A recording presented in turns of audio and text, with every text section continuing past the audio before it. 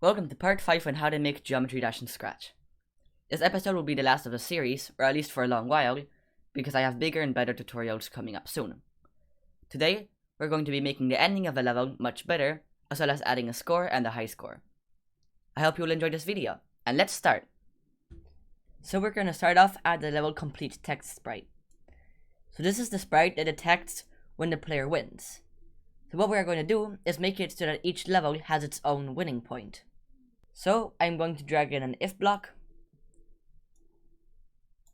and if the selected level equals 1, well then the end point is going to be minus 2,500. We can duplicate this whole thing, and if selected level equals 2, well then it is going to have a different number probably. So to find the player to win point, we're going to show player X, then we're going to play through level 2,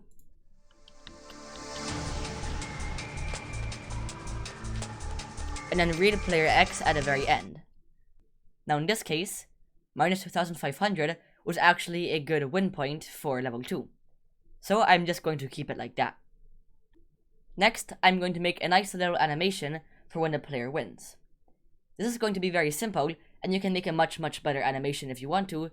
However, for now, I'm just going to make quite a simple one. I'm going to drag in a wait 0.5 seconds. Then, it is going to set the size to 10%. Then I'm going to drag in a repeat block. It is going to repeat 15 times. Change size by. We're going to use a division. So it's going to change its size by 100 minus its current size, divided into 5. This math is going to make it so that every time this block runs, it is going to increase the size by 1/5 of the way to 100% size. So now if we click on this, you can see the nice little animation. I think that looks quite good. Now here's another quick bug. If you have finished the level and then you restart the game, well then we have the level complete on top of the menu. Now this is an easy fix. All you have to do is duplicate this script over here, so when it receives menu, it hides. So now if we try it, you can see that the level complete is no longer on top of the menu. Now that we're done with that, I want to move on to the next thing that I want to do. Replacing the restart button with a menu button. So we are going to actually delete the restart button, and then we're going to duplicate the select button. Then I'm going to go back to the level complete text and drag in the animation. So now if we go back, well then you can see that here we have the animation. I'm going to stick this after the go to front layer. Then I'm going to grab all of this and drag it under this when I receive menu script. We can get rid of the when green flag clicked block. Now I'm also going to duplicate this, so when it receives menu, it is going to hide as well.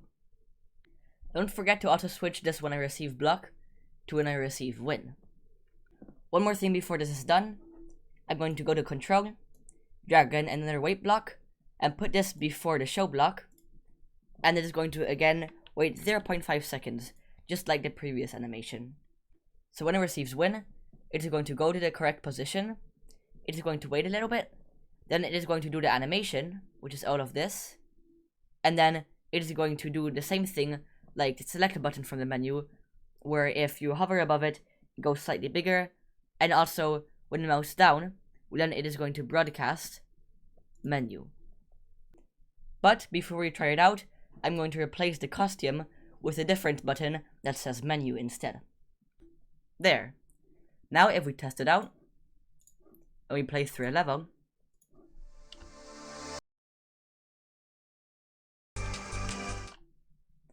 well then you can see that it now says menu. However, if we click it, you can see that the menu is currently broken. So to fix this bug, we'll go over to code, and under the when I receive menu, we're going to stop other scripts in Sprite. Then for the select button, we are going to do the same thing, but when I receive start, we are going to put a wait 1 second block under when I receive menu, and then we're going to drag this whole script under the wait 1 second block. We can also get rid of this when green flag clicked block. So now we try it out. Let's select the level, play through it, and then when we click to go back to menu, the menu should be fully working again. However, I think our ending still looks a little bit boring. I think what we should do is we should add a big glowing wall with particles coming out of it that kind of looks like a portal for a player to move into when it reaches the end of the level. So let's go to floor and then to costumes and select the last costume of the level. Then I'm going to copy paste the floor and rotate it 90 degrees. If you hold shift while rotating, you can snap it at an angle, so now it is perfectly at 90 degrees.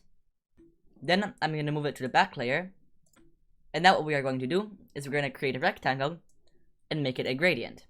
To do this, we're going to go to the fill and select the gradient, the horizontal one. So what this will do is that we can have a fade to it.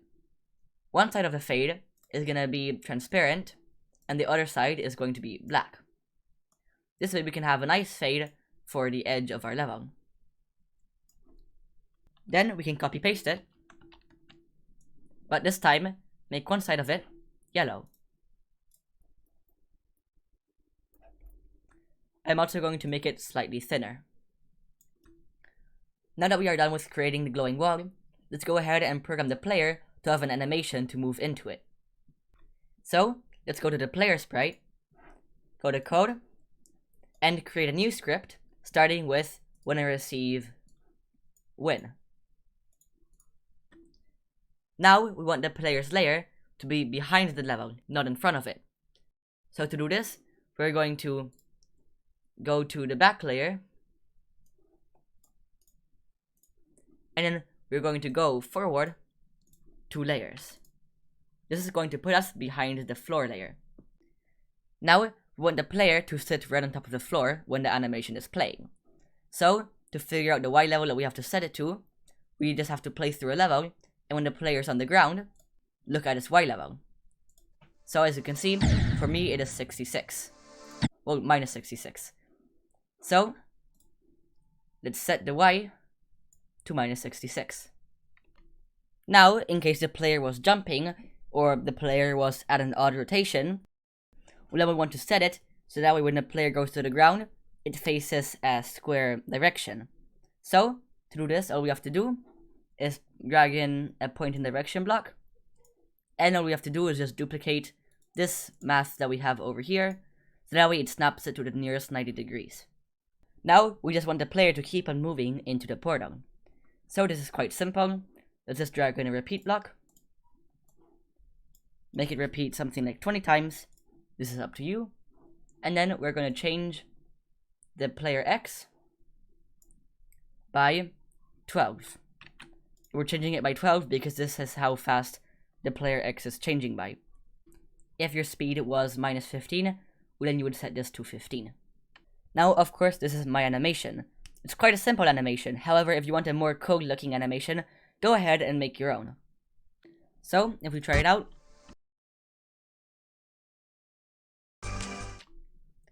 you will see that 2 bugs happen. Now, one of them we can't see yet. However, the other one is obviously the wall isn't here. Now, the problem is that the wall is actually somewhere further into the level, but it isn't in the player's view yet. So, either we can move the wall further to the left of that section, or we can simply make it so that the player wins at a further point in the level. Let's do the latter fix. So, let's go over to the level complete sprite, and then instead of doing minus 2500, let's do something like minus 2900.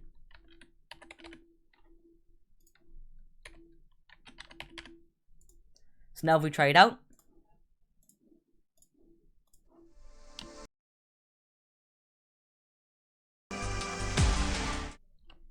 you should see that we actually reached the end of the level. Awesome! Now here you can see the second bug I mentioned, which is this over here. We can see that since there is no more level left, we just kind of see the empty background, and it doesn't look too good. Now this is actually quite an easy fix. Let's just go to the floor, go to costumes, and then for this portal, let's make a black rectangle and put it near the back.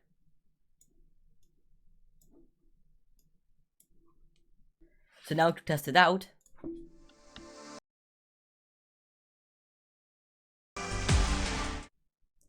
you should see that the gap is covered up. Nice. Of course, this is just an example animation. I really recommend that you go and make your own cool animation for this ending. Now to make the ending look a lot better, let's add some particles coming out of the portal. So to do this, let's duplicate the player particles and name them wind particles. Next, I'm gonna go over to costumes and make it yellow instead. Now, back to the code. First of all, we're going to remove all of these move blocks since we don't want the particles to go to the player. We're also going to remove this if-else block since we don't need that anymore either. Now we need to make the particles go to the portal. So let's drag in an if block and an equals block. So if the selected level equals 1, then we are going to go to the portal. For the x position, we're going to go to an x coordinate plus player x. To figure out this x coordinate, I'm going to create a new temporary sprite, which we will delete in a second. I'm just going to make a small circle and move it to the center of the costume. Now, I'm going to put this at the edge of where the particles should come from, and then we got to look at the player x value. So as you can see, it is minus 2916. However, let's ignore the minus and let's just count it as a positive value. So, let's add that with the x value of this temporary sprite that we created, which is 82. So 2916 plus 82 is 2998. So, let's use that as our x coordinate. As for the y, the particles are going to spawn at a random y value from the top of the portal to the bottom. So to detect which coordinates are the top and bottom, let's simply move our temporary sprite to the bottom, and the y value is minus 82. So we're gonna pick random from minus 82 to 178. Next, we don't want to see the particles until the portal comes into our view.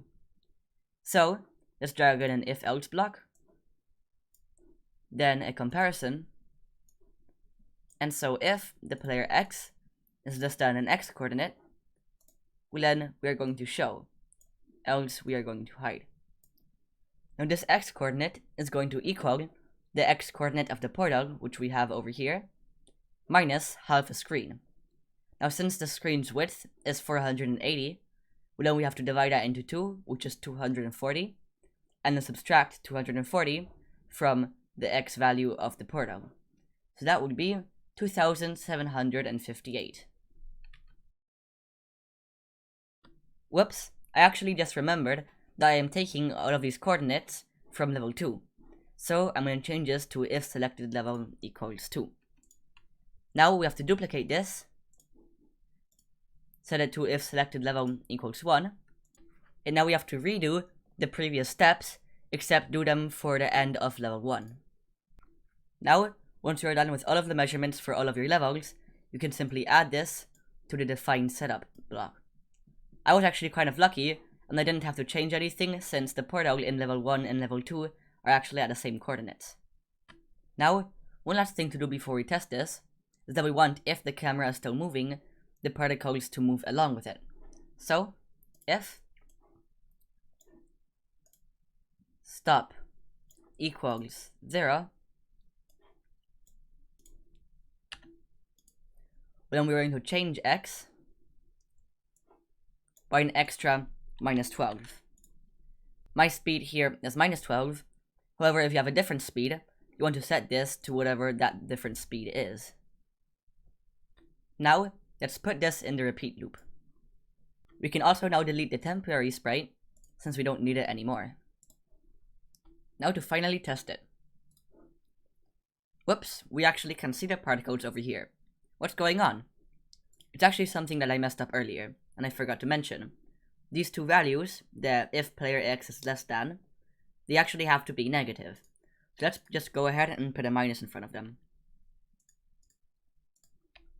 You can see that now the bug is fixed, and if we play through a level,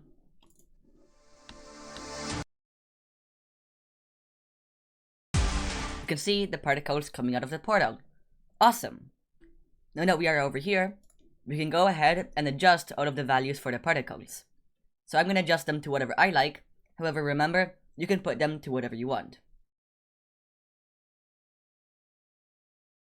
For me, I think this looks a lot better. Now, finally, there's one last thing I want to do in this episode, and that is to add a score. So let's go to player, and I'm going to create two new variables. One called score, and the other one called high score. Then, I'm going to move the high score variable to the right of the screen, and I'm going to make the score variable a large readout. The score is going to be how far you made it into the level, and the high score is the highest score that you currently got in that level. However, if you go to the menu and you go to the next level, well, then your high score is lost and it is reset back to 0. We are going to be using this when green flag clicked script for the score. First of all, let's add a forever loop, and then we're going to drag in a set block.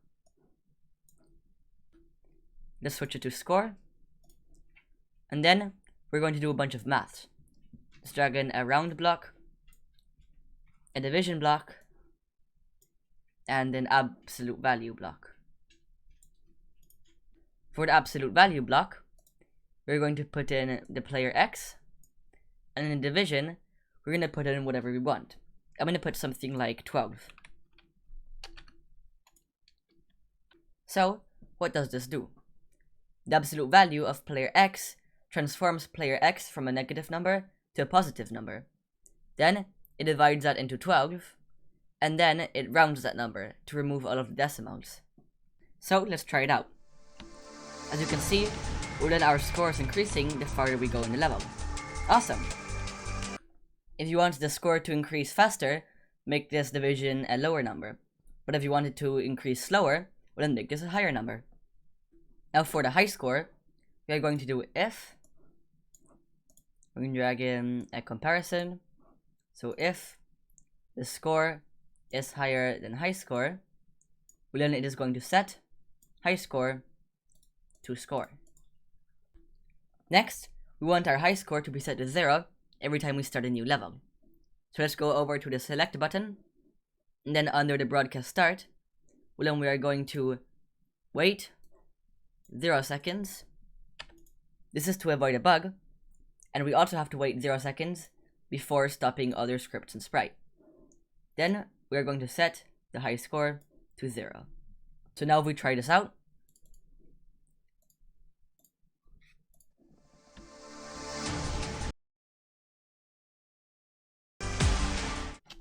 we finish the level, and then we go back to the menu and select a different level. The high score is reset. Now, I think that there is one last thing that we want to do with the score. That is to make it so that you can't see the score or the high score in the menu, but you can in the levels. This is quite simple. When it's setting the high score to 0, it is also going to show the variable high score and show the variable score. And then back to the player, in this when I receive menu, we're going to hide high score and hide score. So now we test it out. You should see that we can't see them in the menu, but we can see them in game. That's quite nice. Phew, we are almost at the end of the tutorial. However, there's still 2 more bugs that we have to fix. One of them is that we can actually select a level that doesn't exist. And the second one is that if you restart the game while you have finished the level, well, then the level complete animation plays on the menu. Let's fix the first one first. So to do this, we'll go over to the menu buttons, and then here at the bottom, we're going to do if, then we're going to use a comparison, and so if the selected level is less than 1, which means we currently have level 0 selected, then it's going to set it back to 1. Now we can duplicate this, but instead do if selected level is greater than 2, we're then going to set the selected level back to 2.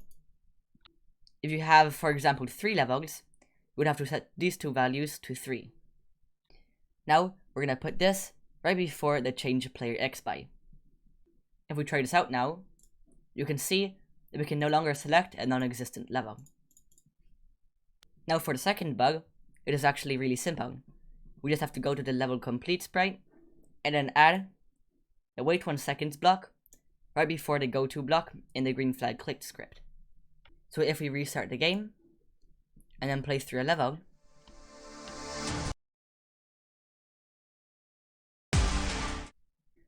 and then we restart the game again after the animation has played, you can see that the level complete animation no longer plays on the menu. I just remembered there's actually one very last thing that we need to do. That is to have different songs for different levels. So, once we switch to the stage, we have to first of all do when I receive menu, then it is going to stop all sounds. It is also going to stop all sounds when I receive start. And then what we're going to do is that if we're going to drag in an equals, so if selected level equals 1, well, then it is going to start sound polar-jaced music, and then we can duplicate this and do if selected level equals 2, well, then it is going to play Stereo Madness. We can now see the different levels play different songs.